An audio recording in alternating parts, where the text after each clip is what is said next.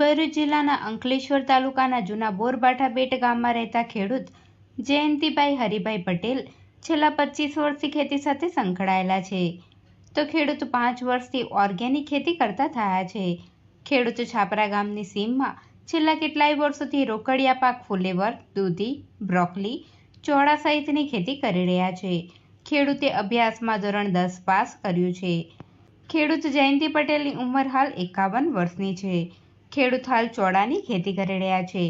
ખેડૂત જયંતિ પટેલની 5.5 એકર જમીનમાં ખેતી કરી રહ્યા છે. તેમાંથી પોતાની 1.25 વીઘા જમીનમાં અજીત 22 જાતના ચોળાની ખેતી કરી છે. ખેડૂત અંકલેશ્વર ખાતેથી ચોળાનું બિયારણ લાવ્યા હતા. ખેડૂતે માર્ચ મહિનાની શરૂઆતમાં તેનું વાવેતર કર્યું હતું. 1 મહિનો અને 15 દિવસમાં ચોળાનો પાક તૈયાર થઈ જાય છે. મારું નામ જયંતિભાઈ હરિભાઈ પટેલ, હું જૂના બોરબાઠામાં રહું છું. મેં 25 વર્ષથી ખેતી કરું છું અને 5 વર્ષથી આ ઓર્ગેનિક પર આવ્યો છું, પ્રાકૃતિક ખેતી.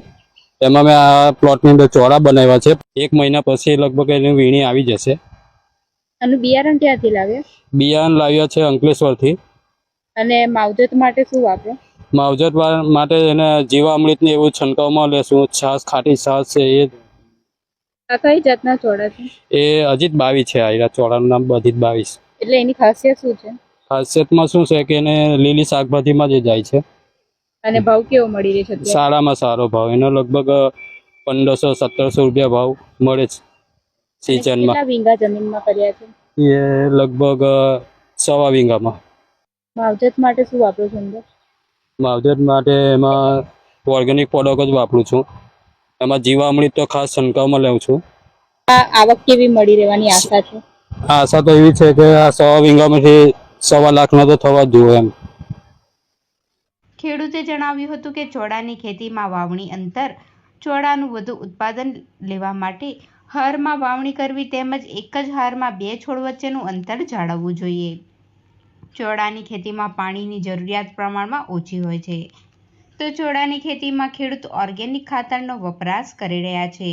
ખેડૂત ગાય આધારિત ખેતી કરી સારી આવક મેળવે છે. ખેડૂતે તેમાં ઘન જીવામૃત, ખાટી છાશ, છાણિયું ખાતર સહિતનો વપરાશ કરી રહ્યા છે. ચોળા એ ગરમ ઋતુનો પાક હોય. ગરમ અને ભેજવાળું હવામાન વધુ માફક આવે છે. ચોળાના પાકને વધુ પડતી ઠંડી નુકસાન કરે છે. અજીત 22 જાતના ચોળાની ખાસિયત વિશે વાત કરીએ તો લીલી શાકભાજીમાં જાય છે. અજીત 22 જાતના ચોળાનો માર્કેટ ભાવ મણનો 1500 થી 1700 રૂપિયા મળી રહે છે. ચોળાના પાકને ખેડૂત ભરૂચ માર્કેટ ખાતે આપે છે. ખેડૂત જયંતિ પટેલે પોતાની 1.25 વીઘા જમીનમાંથી 1.25 લાખ રૂપિયાનું ઉત્પાદન મેળવવાની આશા વ્યક્ત કરી છે.